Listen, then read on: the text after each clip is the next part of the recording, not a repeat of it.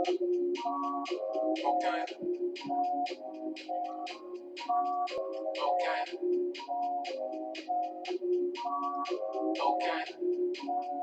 Okay. Okay, I wanna live like this. Okay, I wanna feel like God. Okay, I wanna live my life. Okay, I wanna work your job. Okay, okay, okay, okay, okay, okay, okay, okay, okay, okay, okay, okay, okay, okay, okay, okay. I wanna live like this. Okay, I wanna feel like God. Okay, I wanna live my life. Okay, I wanna work your jobs. Okay, okay, okay, okay, okay, okay, okay, okay, okay, okay, okay. I really, really wanna win. I really, really wanna ball. I really, really am a beast. Better be, better be, better me, better scheme, better dream, better be damn near all. D-way better. Me, Montana ain't kicking no shorts at all. Quarterback ain't no books in it. Giving scholarships to the hood chemist. War wounds looking like a good blemish. I'ma go hard till the shit finish. Work your jobs. You are listening to with show host Wood. Peace, you know what it is. It's your man SKYZOO Skyzoo live from the borough, and this is the Pay Me No Mind podcast. This is Ray Flores ringing out to Perimeter Boxing Champions. You are listening to the Pay Me No Mind podcast with my man Wood. Well, the Magic Man Malinaji giving a big shout out to the Pay Me No Mind podcast. What's up, everybody? This is Swift Jerry Hurd, 20-0, 14 knockouts, the new IBF champion of the world, and I'm right here with the Pay Me No Mind show. Yo, it's your boy John Connor, and you're checking out the Pay Me No Mind podcast. It's Aftermath, it ain't nothing after that. Flip, we in the building. It's Connor, what?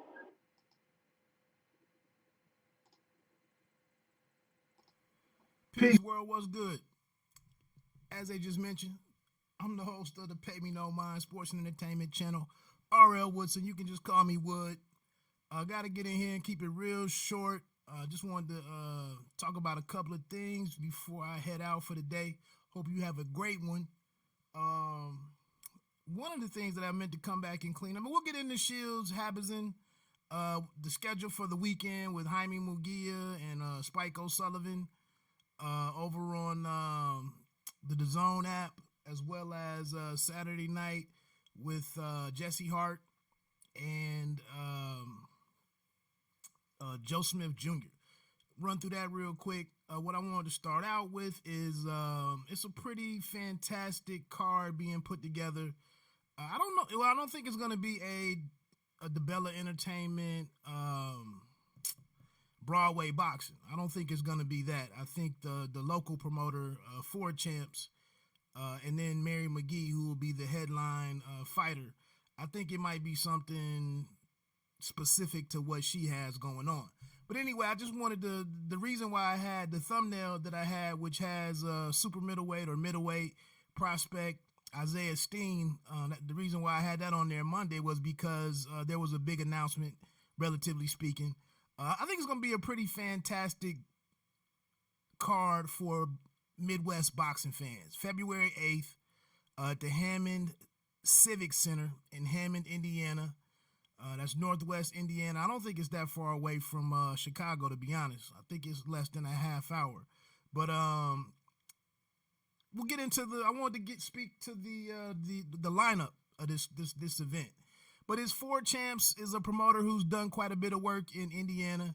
And then, like I said, DeBella Entertainment is providing a lot of the fighters, so they have some involvement, as well as Team Empire Management, which is headed up by Brian Cohen. So in the main event, like I just mentioned, will be and it's a real international flavor to the card, but as you'll be able to tell here in just a few seconds, I think it's going to be great value to fans in the Midwest, Chicagoland, Northwest Indiana. It is a bit of a drive for me myself, being located here in Dayton, Ohio, but I'm gonna try to check it out. But in the main event will be a new IBF super lightweight champion, Mary McGee. She's from Gary, Indiana, which is like 20 minutes away from Hammond, I believe. It's really a homecoming fight for her. I'm gonna let the cat out the bag. Friday night, is the Shields and Habazin show. Obviously, women's boxing. Alicia Napoleon Espinosa will be on there. Saturday morning, I'm going to go ahead and do a live stream to recap that card.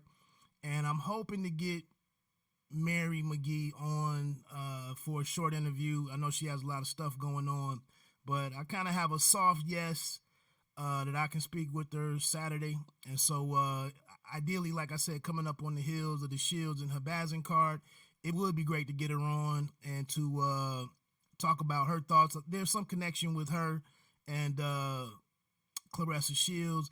Obviously, you know, she's women's boxing and doing something great with this event. So I think it all be apropos to have her, you know, on the live stream. We'll see if that happens or not. You know, 70% chance, 75% chance, I want to say. That's no disrespect to my connection working on this for me, but, you know, things fall through. But anyway, also on that card will be Christina Lenarditu going up against Priska Vicat from France. Tony Yayo, what's good, my man? Why is GGG doing snack for a no-hope fight in Camille Sezamita? I don't know, man. I honestly don't know. You know, I think in general, man, I mean, Triple G, I think is in a holding pattern right now. You know, waiting on if he can get the nod from, obviously it's not going to happen May 2nd, but his whole deal probably to walk away from this thing is all predicated on him getting that trilogy fight with Canelo. Honestly, funny you should mention Triple G. I just watched the I just watched the fight last night with Derevianchenko, and I thought it was because it popped up on some people's fight of the year. And I knew it was on the DAZN app on demand and everything, and I could watch it. I had tried to watch it a couple of weeks ago. Got through like the first round and a half and whatnot. It just wasn't that great of a fight to me. Derevianchenko outworked him for the majority of the fight. You never really, I just didn't see a whole lot of clean, effective punches from Triple G. His ring generalship was pretty bad. That might be why you get the snack situation right there, is the way that he looked a little lethargic, in my opinion, up against Derevianchenko. Now, they tried to say that he had a cold and some illness and whatnot earlier in the week. Whether you want to believe that or not, I don't know. I wasn't on site, so I couldn't tell you. But maybe the snack situation is to help him out and, you know, to make him revive him a little bit, make him look a little bit better on the screen, because I thought he looked pretty bad against Derevianchenko. And if he's trying to get that fight with Canelo, he's definitely gonna have to look believable. You know, that's kind of my thoughts on it. Now, if you want to get into snack, Victor Conti, the whole VADA testing and all of that type stuff, you know, I don't know, man. I don't really want to. I don't really have the time to speculate on that right now. I thought Dev won apart from the knockdown. Yeah, I'm with you. I mean, like I said, it wasn't a great showing. It wasn't a great showing altogether, in my opinion, for Triple G. And maybe, you know, you never know what's going on with these fights. Maybe you overlooked Derevianchenko a little bit. That was Triple G's first fight with Jonathan Banks, who I didn't think was really that effective that night. Banks kind of acted like he really had like a real thoroughbred out there that night for him. And as we can, like I just mentioned, I don't think Triple G really had it in him that night. So I don't know. You know, if you can, man, I was actually thinking last night, who was Triple G even working with for this fight? I know he was up in Big Bear for a minute and left. The story was that he left to go out to Snack. So I was kind of wondering who was even under this camp. I don't think there was any big reunion with Abel. So and I know Abel is a Big Bear, resides up there and whatnot. I'm not that interested in Triple G, to be honest with you. So I kind of haven't been keeping up with him to that degree. But let me get back to this card. Thanks for the comments, though, Tony Yo-Yo. Like I said, Christina Lenarditu is in the co-main event for this fight up in Hammond, Indiana, February 8th. She's trying to regain her WBO super lightweight belt that she lost to Katie Taylor. Also saw that on this card, the big news earlier in the week was the fact that Charles Conwell, the number 11, ranked super welterweight by the IBF. You also know that this is his first fight since his bout against Patrick Day in Chicago back in early October. Patrick Day sustained a serious brain injury at the end of that fight when he was knocked down in the 10th and final round. He was rushed out for emergency surgery, passed away 4 days later. Conwell, a 2016 Olympian, he considered walking away from the game.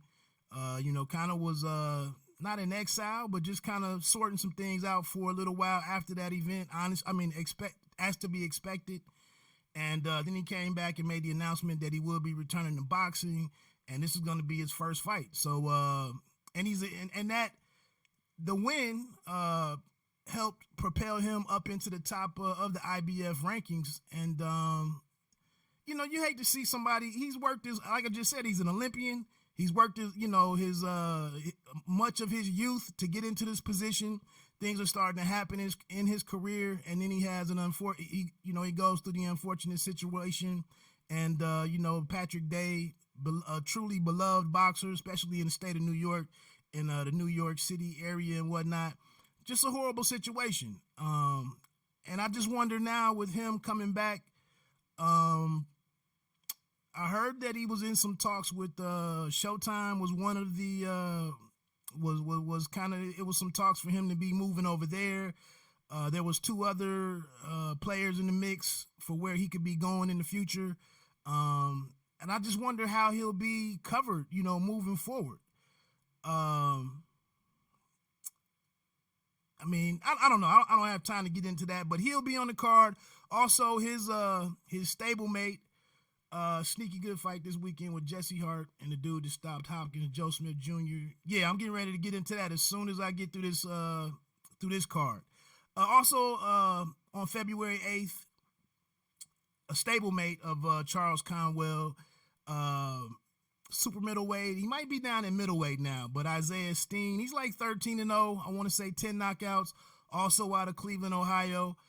He's a good watch, a very entertaining fighter, high action, good power. He actually helped Ryota Murata get ready for his rematch against Rob Brandt.